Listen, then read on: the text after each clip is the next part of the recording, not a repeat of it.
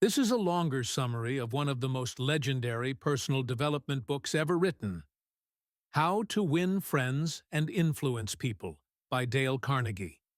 This book has influenced millions of readers for nearly a century, and the reason it stayed relevant is simple. Human nature hasn't changed.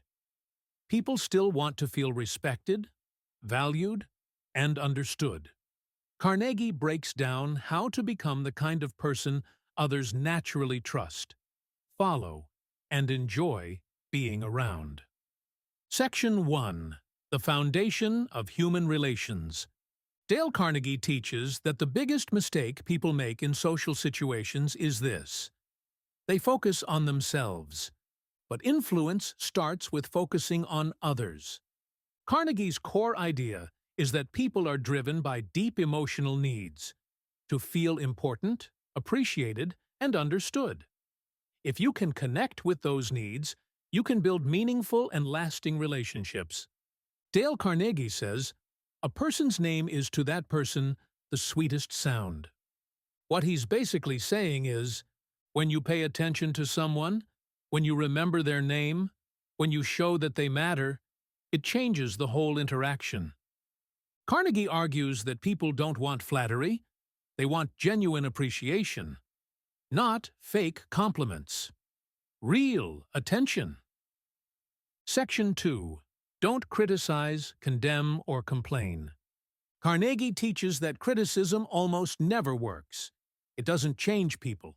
It only makes them defensive. When you criticize someone, they don't hear your point. They hear an attack on their self-worth. Carnegie famously said, "Any fool can criticize, condemn, and complain." And he's right. Real strength is choosing understanding over judgment. That doesn't mean you tolerate bad behavior. It means you approach issues in a way that keeps the relationship strong. Instead of saying, "You're wrong," Carnegie recommends asking questions that guide people gently toward insight. Instead of attacking someone's character, he recommends focusing on the behavior and expressing understanding of their perspective. Carnegie knew that influence requires empathy, not attack. Section 3. Give honest and sincere appreciation. Carnegie highlights that appreciation is one of the rarest human experiences. Not praise, not flattery, but appreciation. Appreciation means actually noticing the good in people and communicating it sincerely. For example, instead of saying, "You did a good job," try, "I really admire how much effort you put into this project, even the small details." That's honest, that's specific, and that's meaningful. Carnegie teaches that when people feel valued, their best selves emerge. They open up, they contribute more, they trust you. In relationships, at work, in friendships, this principle alone can transform connections. Section 4. Become genuinely interested in other people. Carnegie's point is simple, but life-changing. If you want people to be interested in you, be interested in them. Not fake interest. Not pretending to listen. Real curiosity. Ask people about their experiences, their goals, their passions. Pay attention to what lights them up. Notice their energy. Today, most people barely listen. They wait for their turn to talk. Carnegie insists that the greatest conversationalists are often the ones who speak the least and listen the most. You don't influence people by dominating them. You influence them by making them feel seen. Section 5. Talk in terms of the other person's interests. This is one of the most practical ideas Carnegie teaches. People connect with what matters to them. So if you want someone's attention or cooperation, speak in the language of their interests. For example, if you're talking to someone who loves fitness, relate your points to discipline, progress, or routine. If they love business, connect ideas to strategy and value. If they love art, talk about creativity and expression. Carnegie explains that speaking in someone's interests isn't manipulation. It's simply communication, meeting them where they are. This is especially relevant in relationships and careers. When you understand someone's values, everything becomes easier. Section 6. Avoid arguments. Carnegie believed that the best way to win an argument is to avoid it altogether. Not because you should be passive, but because arguments rarely produce understanding. They usually create resistance. When someone feels attacked, they lock into their position even more tightly. Carnegie suggests, seek common ground first.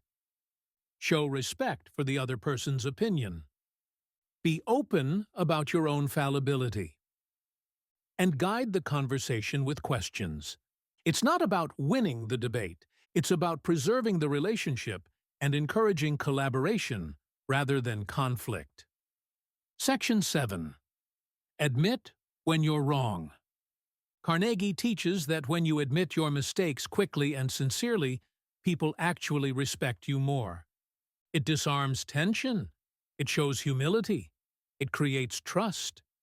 Instead of defending your ego, you demonstrate maturity. Carnegie believed that vulnerability is a superpower in human interactions. When you drop the shield, others drop theirs too. Section 8. Let the other person do more of the talking. Humans crave expression. Most people listen just enough to reply, rarely to understand. Carnegie teaches that real influence comes from becoming a deep, patient listener. Ask open-ended questions. How did that make you feel? What happened next? What do you want to achieve? Let people talk. Encourage their stories. Value their experiences. When someone feels heard, they associate that good feeling with you.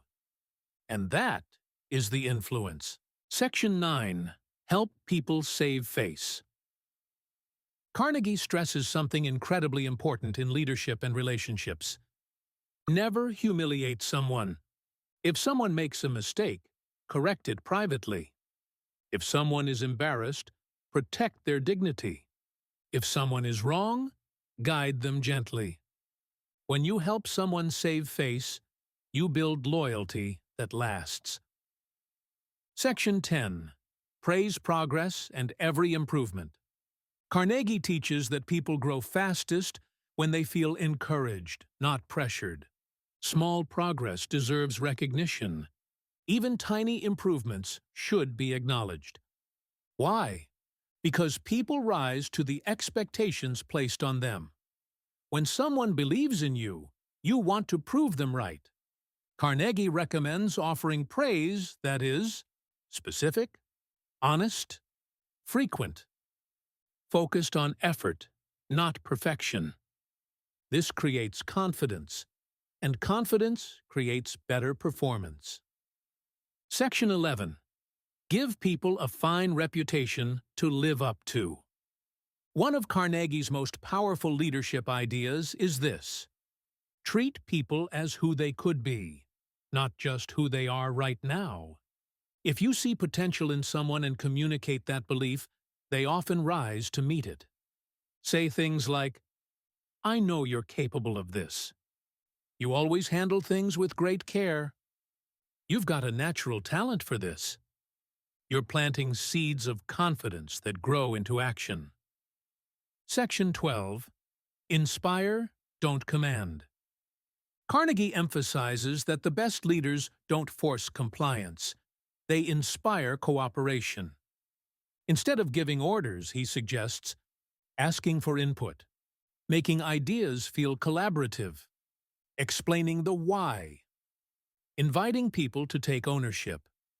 This turns followers into partners. Conclusion. Dale Carnegie's book remains powerful because it's built on timeless truth. Influence comes from empathy, respect, and understanding, not power. When you treat people well, they naturally respond with trust and openness. If you practice even a few of Carnegie's principles, your relationships, your career, and your daily interactions will transform.